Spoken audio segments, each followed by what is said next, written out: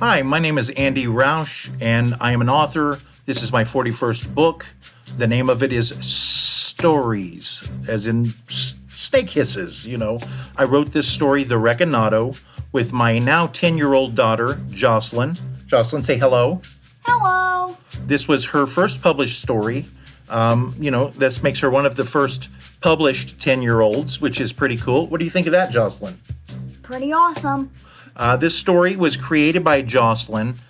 Together, we expanded it, made it into a longer story, added some things. As such, it's got no curse words. It's child-friendly, which is a rarity for my work, for anyone who knows it. Josslyn, how do you feel about the final story? Are you happy about it? Yes, very happy. Okay, so this is going to be an audio version of that story. Again, this is from the short story collection Stories, which is out by Terror Tract Publishing 2020. The name of this story is The Reckanado, written by Andy Rausch and Josslyn Rausch. Here we go.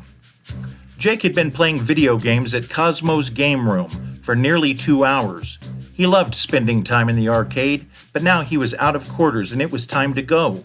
He removed the half-eaten bag of Salty Sam's potato chips from his backpack.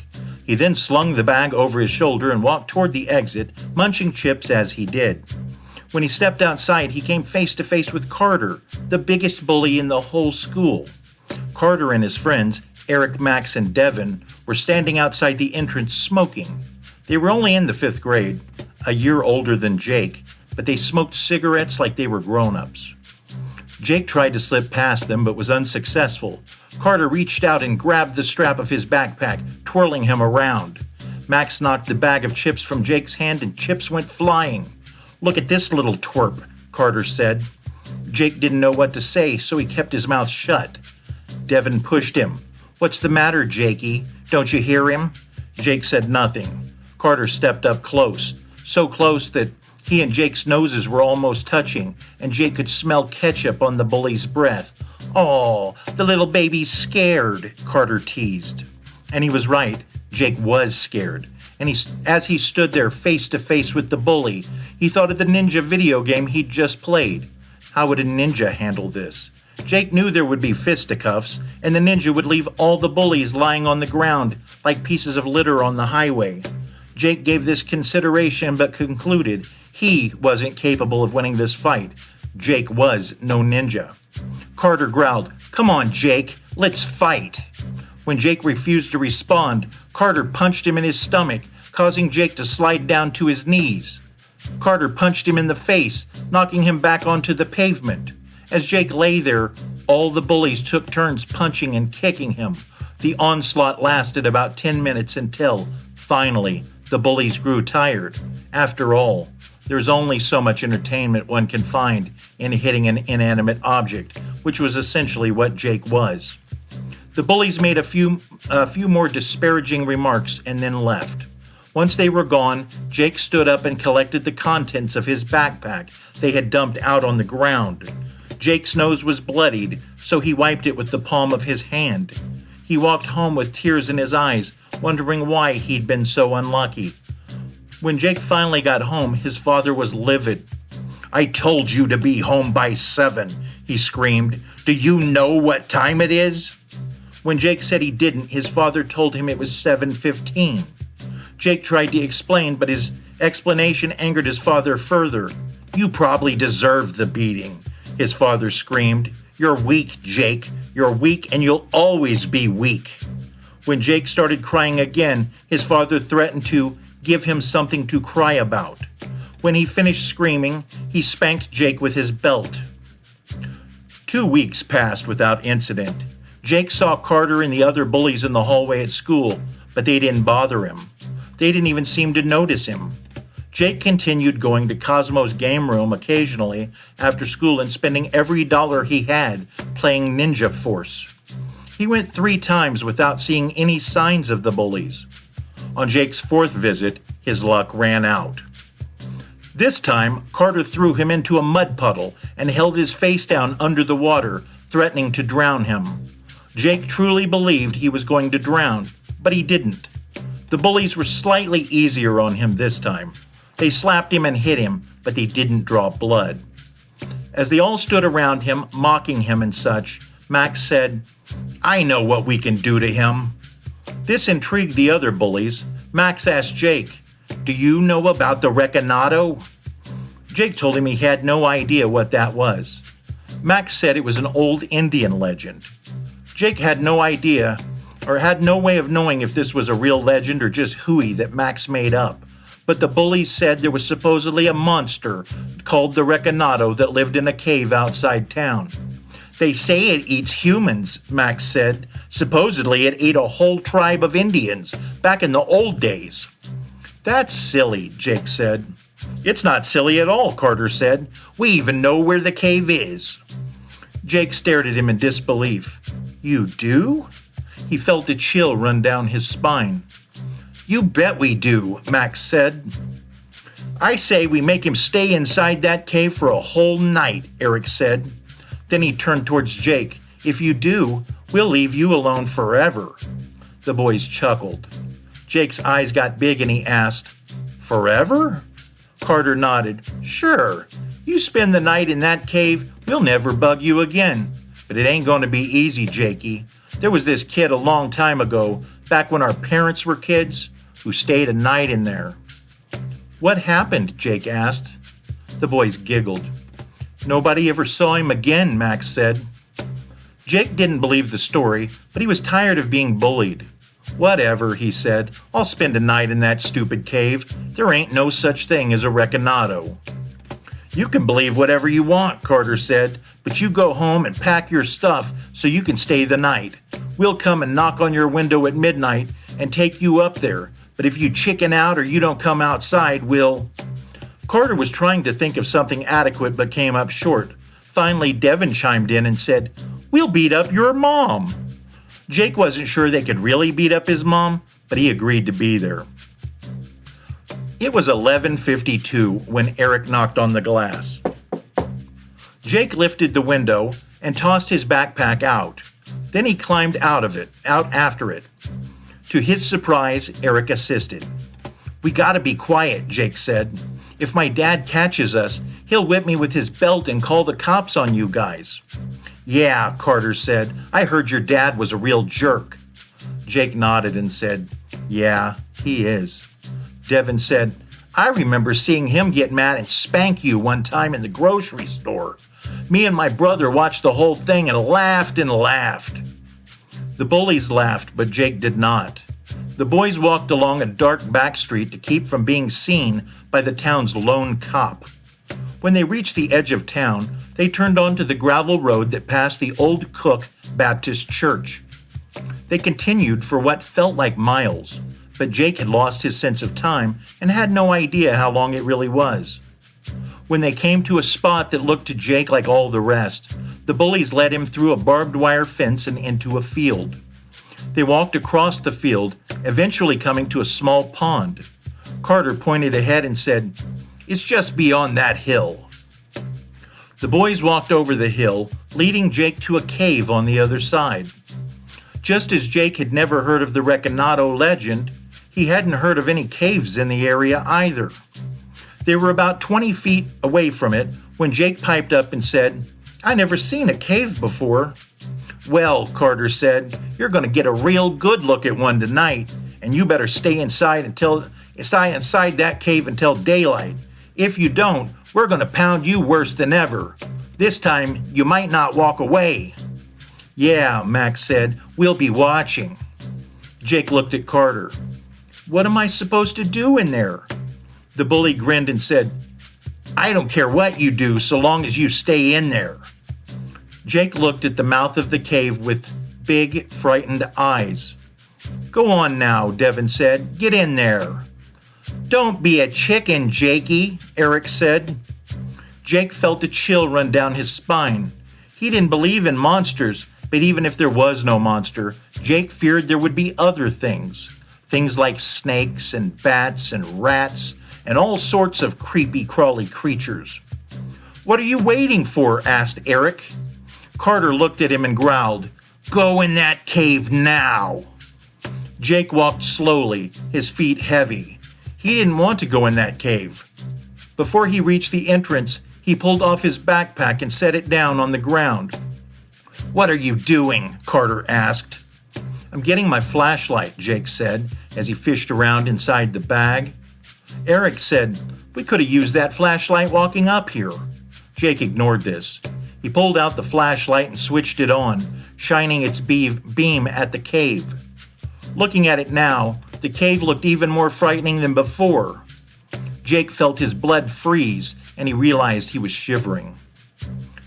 "Go on in there, chicken," Max said from behind. Jake paid him no mind.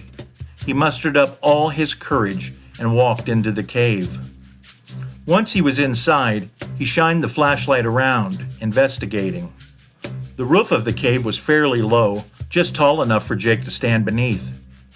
Jake directed the flashlight toward the dark tunnel, which reached far beyond what he could see. After he'd been inside the cave for a bit, Jake walked to the entrance and peered out to see if the bullies were still out there. He didn't see them, but that didn't mean anything. It was dark and they could have been hiding. He considered trying to sneak out, but worried he'd be caught. He shrugged and went to a wall, sitting down against it. He dug around inside his bag and pulled out a Spider-Man comic and a bag of Salty Sams. These chips were an obsession of his, and at this moment their familiarity provided him some modicum of comfort. He leaned back and read, occasionally dipping into the bag for a chip. He was reading about Green Goblin kidnapping Spidey's girlfriend Gwen when he heard a rustling sound. Jake looked up and flashed the light ahead. When he did, he saw something startling. As he struggled to get on his feet, the flashlight in his trembling hand illuminated a hideous creature. It was a darkish color that Jake believed was green, although he couldn't see it clearly. It was hunched over a bit, its slit yellow eyes watching him. It had curled horns on the sides of its head, and its giant needle-like teeth were bared. It had giant wings that resembled bat wings, and two tentacle-like, flowing arms with claws at their ends.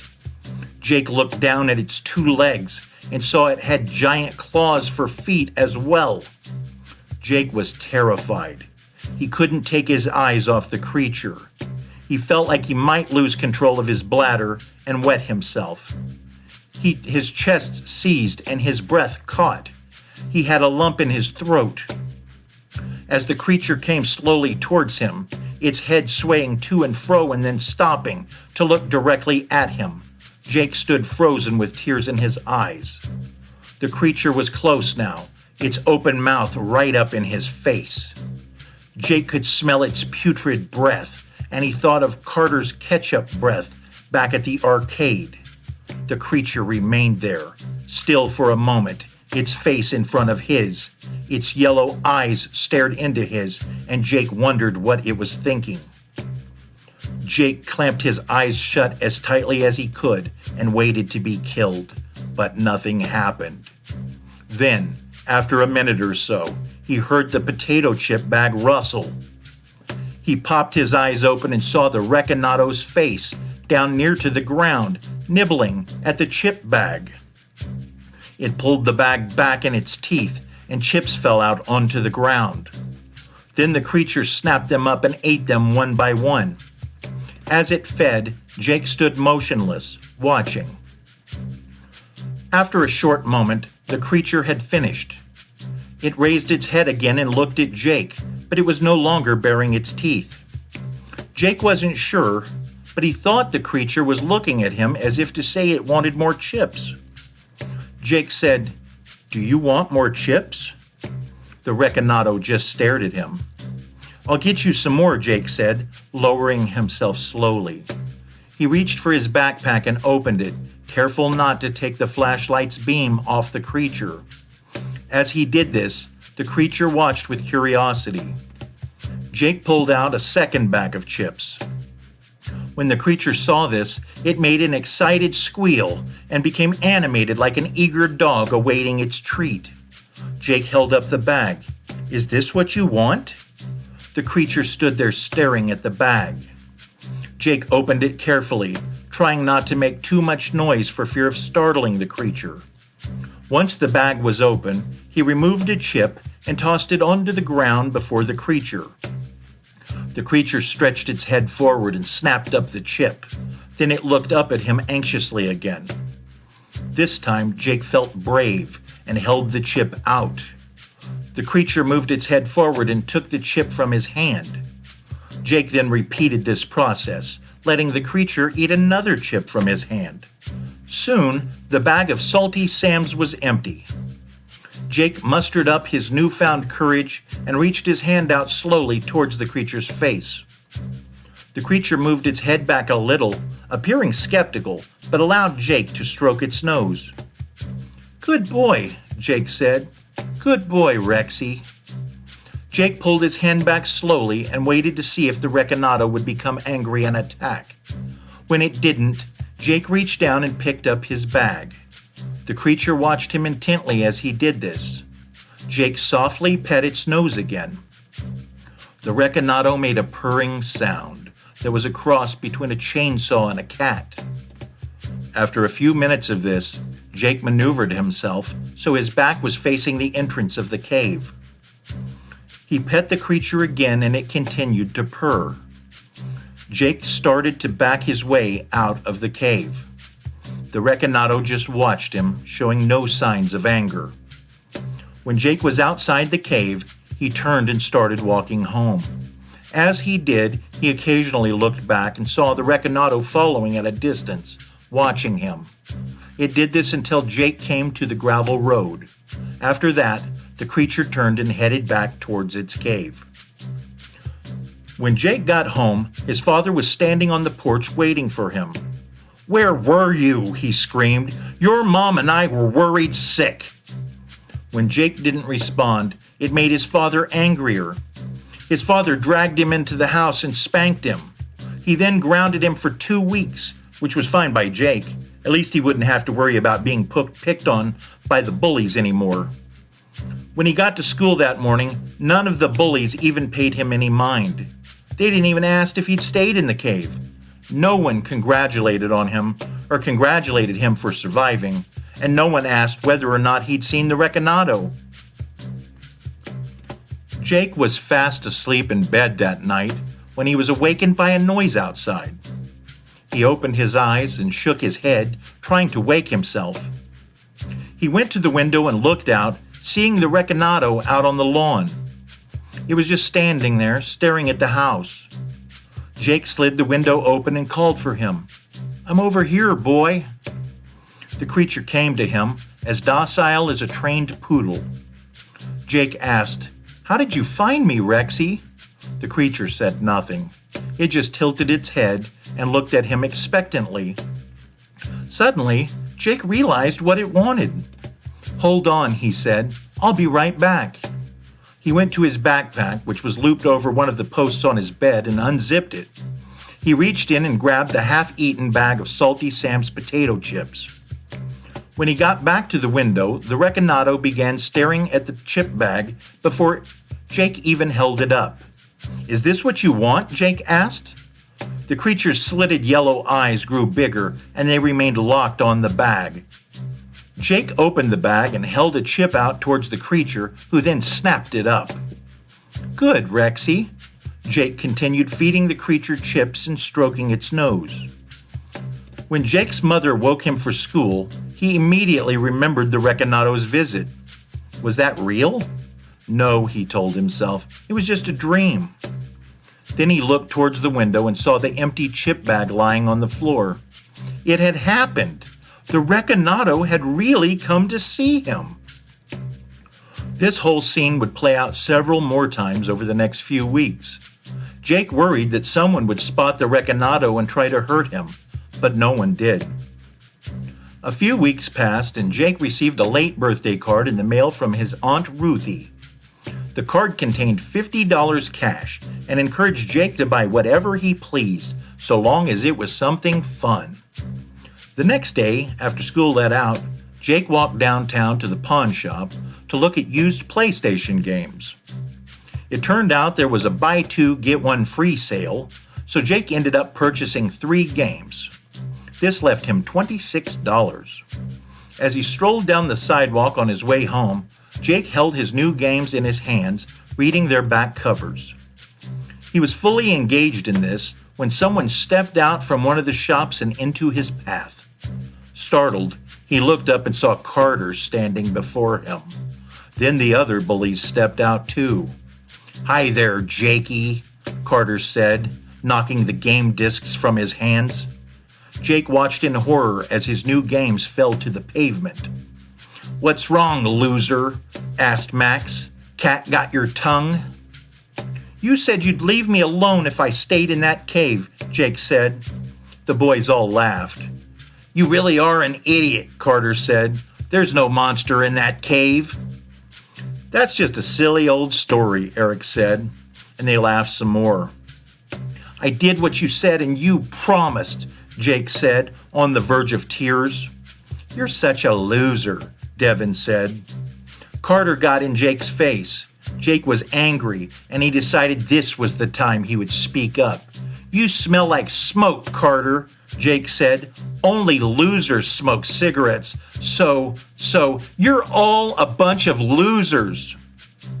Carter stood there staring at him, stunned, for a long moment. Jake started to feel his confidence growing, but then Carter socked him in the eye, hard. Jake's eye hurt immediately, and suddenly he was lying on the pavement. All the bullies started punching and kicking him. After a while, they stopped. Perhaps he had worn them out. Carter reached down and grabbed one of the game discs, flinging it like a frisbee. His henchmen all laughed.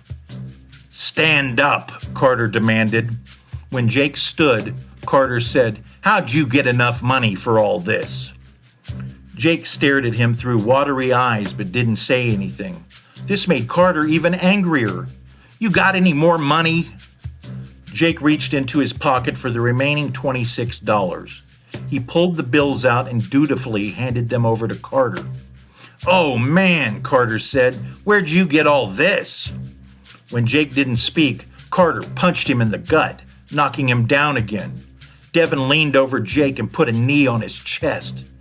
"Answer him, Jakey. Where'd you get all that money?" And in that instant, Jake had an idea. "I'll tell you," Jake said, "but you've got to promise to share the money with me." The word money piqued their interest. Carter looked down at him. "What money?" "I found a box full of money," Jake said. "I found it in that cave you made me stay in." "How much money?" Devin asked. "I don't know," Jake said. "A lot. Probably thousands." "Where's it at now?" asked Max. "It's still in the cave, at least most of it. I only took out $100 for comics and games. I thought I would go back and get more later." Carter's eyes narrowed. "If there's that much money there, then why didn't you take it home with you?" "If my dad found that much money in my room, he'd whip me and take it all for himself," Jake said. "And that box was metal, and it was heavy. There was no way I could have carried it all." "He's right about his daddy," said Devin. "His daddy is as mean as a cornered snake." "You're going to take us to that money," Carter said, "and you're going to do it right now." "Only if you agree we split it," Jake said. "You guys get a half to split, and I get to keep the other half." "You get a whole half to yourself?" Devin asked. "I'm the one who stayed in that stupid cave and found it," Jake said. "All right," Carter said. Jake didn't believe he would have really shared it, but it wouldn't matter anyway. As they walked back out to where the cave was, Eric said, "How do we know all that money's really in there?" "Why would I lie about it?" asked Jake. "Besides, you're going to see it soon enough." "If we find out you're lying," Carter said, "we're going to hurt you bad." When they reached the cave, Jake said, "There's a tunnel inside that veers off to the left. You just go back a ways into that tunnel, and that big chest is just sitting there, right in the middle." "We should have brought a flashlight," Max said. "Just shut up and come on," Carter said. "We don't need no flashlight." The bullies all stalked into the cave in search of imaginary money. They were so wrapped up in the idea of the money that they completely forgot about Jake. Jake stood outside the cave for about 10 minutes, waiting patiently for something to happen. He didn't know what exactly, but something. Then, suddenly, he heard the bullies all screaming simultaneously, and he heard a monstrous roar that he knew was the Reckanado. This continued for a few minutes, and then, finally, it stopped. Jake grinned, knowing the Reckanado would have more than potato chips to eat tonight. When Jake got home, his mother and father were waiting for him in the kitchen. Their arms were crossed, which was always a bad sign. "Where were you, Jake?" his father bellowed, angry as always. "You're late again." Jake looked him in his eyes. "I need to show you something, Dad." His father stared at him, blinking. "What are you talking about?" "I found a chest full of money," Jake said. "It's in a cave outside town." His father scratched his head as he stared at him. "What are you talking about?" "It's real, Dad," Jake said. "It's really heavy, and it's filled with $100 bills. Lots and lots of them.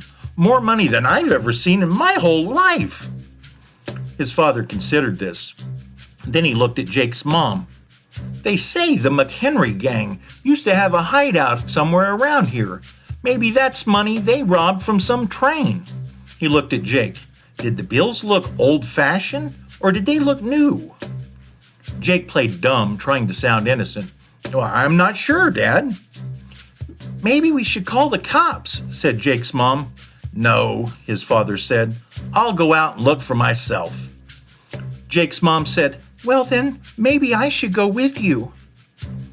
"No," Jake said. "It might be dangerous. I saw a big snake in there." "Probably just a black snake," his father said. "But Jake is right. You just stay here and finish making supper. Jake and me will go have a look, and then we'll be back in time to eat." Jake smiled, knowing only one of them would be back. And Mom was making fried chicken, which was his favorite. The end. Again, this is a story written by me, Andy Rausch, and my daughter Josslyn Rausch, who is 10. This is available in the collection Stories, which is available on Amazon, on Kindle, or paperback. Josslyn, what do you think of the story? Did you have a good time there? So I am not a professional reader, so I did stumble a couple times there, but I hope you enjoyed the story, and I hope you buy the collection. Thank you. You want to say goodbye to him, Joss?